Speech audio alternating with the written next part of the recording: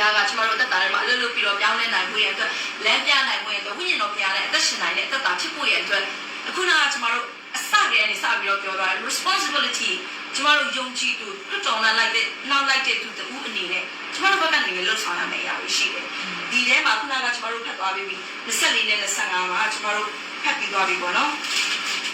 24နဲ့25ထဲမှာကျမတို့ပြောဖတ်သွားတဲ့အကြောင်းအရာတွေထဲမှာတွေ့ရတဲ့အရာကဘာလဲဆိုရင်ခရစ်တော်နဲ့ဆက်ဆိုင်တဲ့သူတို့ဒီဇာတိပဂတိနဲ့၎င်းဇာတိပဂတိစိတ်အလိုဆန္ဒများနဲ့၎င်းလက်ဝါးကတိုင်မှာရိုက်ထားကြပြီခရစ်တော်နဲ့ဆက်ဆိုင်တယ်လို့ပြောနေပြီမဲ့လည်းကျမတို့ရဲ့အသက်တာထဲမှာမမီလျော်ဖို့ကကျမတို့ဟာလောကမှာနေတဲ့အတွက်ကြောင့်ဇာတိနဲ့ရှိတဲ့သူတွေဖြစ်တယ်အတွေးသားဆန္ဒဒေါသမောဟလောဘတွေနဲ့ရှိတဲ့သူတွေဖြစ်တယ်ဒါပေမဲ့အဲ့ဒီရဲ့စိတ်ဆန္ဒတွေကိုကျမတို့ကရှိတာပဲဆိုပြီးတော့ထားဖို့မဟုတ်တယ်ခရစ်တော်နဲ့သူလက်ဝါးကတိုင်မှာရိုက်ထားပါတယ်ကတ်ထားပါလို့မပြောဘူးနော်ကတ်ထားလို့ကတ်လိုက်ပါလိုက်လို့ဖြစ်နေမှာဆိုလို့ရိုက်ထားပါခါလေးရိုက်ထားလိုက်ပြီးတော့ငါခရစ်တော်နဲ့အသက်ရှင်တဲ့အသက်တာဖြစ်တဲ့အခါမှာဒီအရာငါရဲ့ဇာတိပဂတိစိတ်အားဖြင့်ဖြစ်လာတဲ့တမတ်ချင်းစိတ်ဒေါသစိတ်မာနစိတ်ခွင့်မလွတ်နိုင်တဲ့စိတ်တွေကိုကျမတို့လက်ဝါးကတိုင်မှာရိုက်ထားမယ်ရိုက်ပြီးသွားတဲ့အခါမှာမပြီးသေးဘူးရိုက်ပြီးတော့ထားရတာမဟုတ်ပဲနဲ့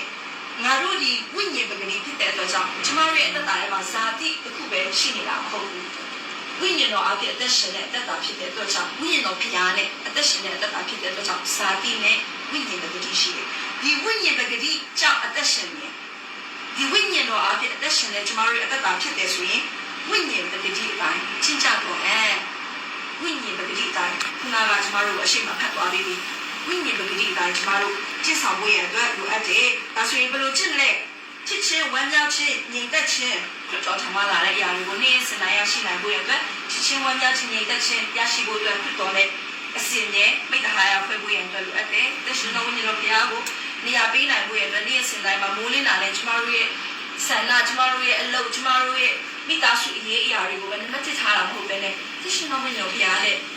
မိတ္တဟာယဖွဲ့နိုင်ဖို့ရအတွက်ကျမတို့အသက်တာထဲမှာဘယ်လောက်ပဲလှုပ်ရှုပ်ဒီနေ့တာကိုကုံဆုံးသွားတဲ့အခါမှာသရှင်တော်ဝိညာဉ်ဘုရားကျေးဇူးတင်တယ်ကျမတို့အတွက်အတွေ့အသက်ကိုပေးပြီးတော့မှကဲတင်ပေးတယ်ဒီနေ့တာလုံးမှာဘယ်လိုအသက်ရှင်ခဲ့လဲဆိုတာကိုကျမတို့ချစ်ချင်းဝမ်းမြောက်ခြင်းညီသက်ခြင်းများကိုပေးတဲ့အရှင်နဲ့ကျမတို့ဒီလိုပါသွားဖို့ရန်အတွက်လိုအပ်တယ်ပြီးသွားတဲ့အခါမှာနောက်တစ်ခုအနေနဲ့ကစိတ်ရှည်ခြင်းကျေးဇူးပြုခြင်းကောင်းတဲ့ခြင်းဒီလိုလိုရမယ်ကျမတို့မိသားစုဝင်တွေကိုစိတ်ရှည်ခြင်းနဲ့ကြပါညဉ့်ညက်ခြင်းနဲ့ကြပါဆိုတာကိုကျမတို့ပြောချင်တယ်ပြီးသွားတဲ့အခါမှာကျမတို့ကိုကျမတို့ဘာလို့ဆောင်ရမလဲလို့ပြောလိုက်တဲ့အခါမှာကျမတို့ကိုကျမတို့လည်းသစ္စာဆောင်ခြင်းညဉ့်ညက်သိမ်မွေးခြင်းကာမဂုဏ်ချစ်ပြီးခြင်းဆိုတဲ့အရာကနေ့ရက်စဉ်တိုင်းမှာလုပ်ရမယ်လုပ်ဆောင်ရမယ်ကျင့်သုံးရမယ်ကျမတို့ဝိညာဉ်တော်ရှိတဲ့အတ္တဝိညာဉ်ပဂတိတွေဟာဆိုရင်ဒီအရာတွေကိုလုပ်ဆောင်ရမယ်ဆိုပြီးတော့မှနားလည်စေနိုင်တယ်ကျမတို့အတ္တထဲမှာဒီအတိုင်းကျင့်ဆောင်ရမှာဖြစ်တယ်ဆိုတာကိုကျမတို့ကိုနားလည်စေတယ်ဂလာတိဩဝါဒဆောင်ပါဘောနော်ရှင်ပေါလုကကျမတို့ကိုပြောထားတယ်။ဘာကိုပြောထားတယ်လဲဆိုရင်ကျင့်ကြကုန်လို့ပြောထားတယ်။ English လိုမှာဆိုရင် live by the spirit လို့ပြောထားတယ်ဒီမှာတော့ကျမမသိဘူးเนาะအဲ့ဒီမှာကျင့်ကြကုန်လို့ပြောထားတယ်ဖြစ်လာကြမယ်လို့မပြောထားဘူးပြီးသွားတဲ့အခါမှာ work ရှောက်လန်းပါလို့ပြောတော့ကျင့်ပါလို့ပြောထားတယ်အဲ့ဒါကအကျင့်လို့ပြောလိုက်တဲ့အခါမှာချက်ခါလှုပ်ဆောင်ပါတာရင်အကျင့်ဆိုတာကိုဖြစ်လာနိုင်မှာဖြစ်တယ်တရက်ချဲလို့ရုံနဲ့မဖြစ်လာဘူးတပတ်ချဲလို့ရုံနဲ့မဖြစ်လာဘူးဒီအရာကိုတိတိလေးလည်းဖြစ်မယ်ကြီးလည်းဖြစ်မယ်နေ့တိုင်းမှာနည်းချင်းကျင့်ဆောင်ရမယ်ပုံမှန်ကျင့်ဆောင်ရမယ်ဆိုတာကိုတွေ့ရတယ်ဥပမာအားဖြင့်ကျွန်တော်တို့အသက်တာထဲမှာအရှင်းကြီးခွင့်လွှတ်ဖို့ခက်ခဲနေတဲ့အရာရှိလားတလုံးတစ်ခါတည်းနဲ့ခွင့်မလွှတ်နိုင်တော့မှတရက်မှာဒီကောင်းတာကိုစဉ်းစားပြီးတော့ခွင့်လွှတ်နိုင်မလားဒါမှမဟုတ်ရင်ကျွန်တော်ရဲ့အသက်တာထဲမှာကိုယ်ကိုချုပ်တီးဖို့ခက်တဲ့ဥပမာပြကျွန်တော်တို့အသက်တာထဲမှာချက်ခါလုပ်နေတယ်ဒီအရာကိုမကြိုက်ဘူးပြောင်းလဲချင်တယ်ချစ်ချင်းကြီးမပြောင်းလဲနိုင်ရင်တော့ဖြစ်ချင်းတရက်မှာကျွန်တော်တို့ပြောင်းလဲနိုင်မလားပြီးရတဲ့အခါမှာစိတ်ရှည်ခြင်းမျိုးသမီးတွေဆိုကိုတည်ရတော့မိုးလေးလာလည်းမျက်လုံးခလိုက်ရတယ်ငါဒီနေ့တော့စိတ်ရှည်ဝမ်းမြောက်မယ်ခဏလေးတာသမီးတွေကသမီးစားဆိုလည်းမစားဘူးမလုပ်ကြမလုပ်ဆိုရင်ခုနပြောတဲ့ဝိညာဉ်ဒီစိတ်ရှည်ခြင်းဆိုတဲ့အရာကျွန်တော်တို့ကျင့်မှုအတွက်အရန်ကိုခက်တယ်လေဒါပေမဲ့လည်းတရက်မှာနည်းနည်းလေးကျင့်နိုင်မလားကျွန်တော်တို့စိတ်ရှည်ခြင်းဆိုတဲ့အရာကိုလည်းကျွန်တော်တို့အမြဲရှင်းစီကျင့်ရအောင်အကျင့်အနေနဲ့ကျမတို့ဒီအရာတွေကိုလှုပ်ဆောင်မှုရတဲ့အတွက်အတေဝိညာဉ်တော်ဘုရားကတော့ဒီမိတ်လက္ခဏာတွေကောင်းမြတ်ခြင်းတွေအများကြီးပေးတယ်ကြွားခြင်းတွေအများကြီးပေးတယ်ဒါပေမဲ့ကျမတို့ဘက်ကလည်းခဏပေးတဲ့ကောင်းမြတ်ခြင်းတွေကိုလက်ခံရရှိလို့နည်းဆိုကျမတို့ဘက်ကနေလည်းလှုပ်ဆောင်ရမယ့်အရာတွေအများကြီးရှိတယ်ဒါကိုမမေ့လျော့ဖို့ရအတွက်အင်မတန်မှအရေးကြီးတယ်ပို့ပြီးတော့လည်းကောင်းဝင်ကြီးတယ်အခုနကကျမ contract မှာလက်မှတ်ထိုးထားလို့ပဲပေါ့နော် ကျမတို့ပြန်ပြီးတော့မှ3လကြာတဲ့ခါမှာဘယ်လိုလဲကျမတို့ကိုဘုရားကလည်းမေးပါပေါ့နော်ဘယ်လိုလဲငါဝိညာဉ်တော်ဘုရားငါလည်းအရှင်ရဲ့အသက်တာဒီတနစ်ကုန်သွားတဲ့ခါမှာ2025ပါဒီအတီးတွေဘယ်လိုမျိုးပုံစံနဲ့ဒီခဲ့တယ်လေဆိုတာကိုကျမတို့သူများမကြည့်ရင်တော့မှကိုယ့်ရဲ့စိတ်ထဲကနေပြီးတော့မှဘုရားနဲ့ကျမတို့ဟာဆိုတည်တယ်ဆိုတာကိုပြန်ပြီးတော့မှတတိယဖို့ရင်လိုအပ်တယ်ခုနကကျမပြောသွားတယ်ပင်တေကုတ်တီနေ့တက်ရှင်တော်ဝိညာဉ်တော်ဘုရားဆင်းကြလာခြင်းလို့ပြောတဲ့အခါမှာအမြဲတမ်းလို့မှာပင်တေကုတ်တီနေ့ကိုကျင်းပပြီးတော့မှ Holy Spirit come of the Holy Spirit ကိုကျမတို့ပြန်တတိယပြီးတော့မီလီယံလေးပြင်းတခြားတော့ပါလာစကားတတိယပြီးတော့အဲ့ဒါကျင်းပပြီးတော့နောက်ရက်တော့ဘာမှဝိညာဉ်တော်လည်းဆက်ဆံတာလည်းဘာမှမလုပ်တော့ဘာမှလည်းမပြောတော့ကျမတို့ချစ်ဆောင်ရမယ်ဆိုတာလည်းမပြောဘူးမှလည်းမချင်းဘူးချင်းမှုရဲ့အတွက်လည်းအလေးမထားဘူးတစ်ခါလိုက်တစ်နှစ်လိုက်ဒီအောင်ပဲထပ်ခါဒီလိုမျိုး repeat ပေါ့နော်ဒီအောင်ပဲထပ်ခါသွားနေတယ်နောက်တစ်နှစ်မှာဒီနေ့ကနေစပြီးတော့မှနှစ်ပတ်ရှိပြီနောက်တစ်နှစ်အချိန်ခါ2020ကျမတို့ခရစ်ယာန်ဝိညာဉ်တော်ဘုရားဆင်းကြလာခြင်းကိုပြန်ပြီးတော့မှအောင်မြင်တဲ့နေ့ရောက်လာတဲ့အခါမှာဒီနေ့ကိုပြန်ပြီးတော့မှကျမတို့တရားရအောင်ဟောငါတို့တွေကလာကြည့်ထဲမှာပြောထားတဲ့ဝိညာဉ်တော်ဘုရားနဲ့ငါတို့နောက်တစ်နှစ်တောင်မှချက်ပြီးတော့မှရှောက်လိုက်ခဲ့ပြီးပြီနောက်ထပ်တစ်နှစ်ကျမတို့အသက်တာထဲမှာဘယ်နှစ်တောင်ရှောက်ခဲ့ပြီးပြီလဲနော်ယေရှုခရစ်တော်ကယ်တင်ပါရှင်ဖြစ်လက်ခံပြီးသွားတဲ့နောက်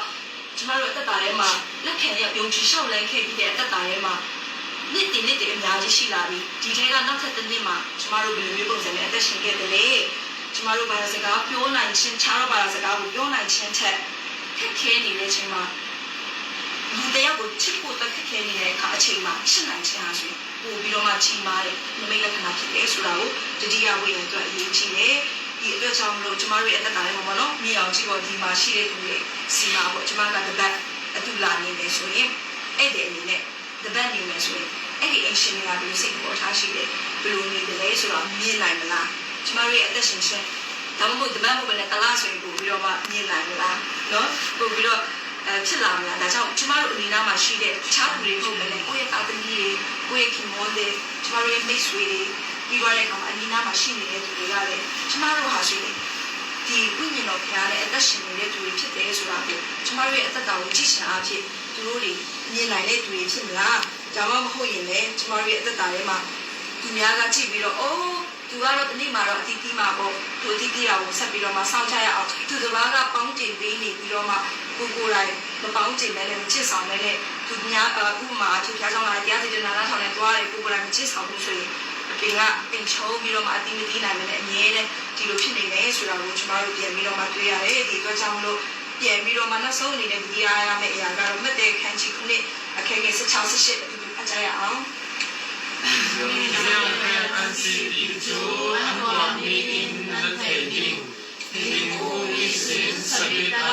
道，雷霆的天天地阿拉达天楼，阿拉达米天空查准阿拉查阿拉伊，天空查老准阿夏阿拉，阿拉达米天空准阿夏阿拉天楼伊。天空查老准阿查阿拉天贝楼。ဒီထဲမှာစေချမမြင်လာတဲ့ပြန်ဖတ်ချင်တယ်။ကတဲ့ခန်းကြီးခုနှစ်ခန်းငယ်16ကနေပြီးတော့မှ18ထိုသူတို့၏အကျင့်ကိုချောက်၍သူတို့၏သဘောကိုသိကြလိမ့်မည်။စုပင်၌စပစ်တီကိုဆွတ်တတ်တယ်လို့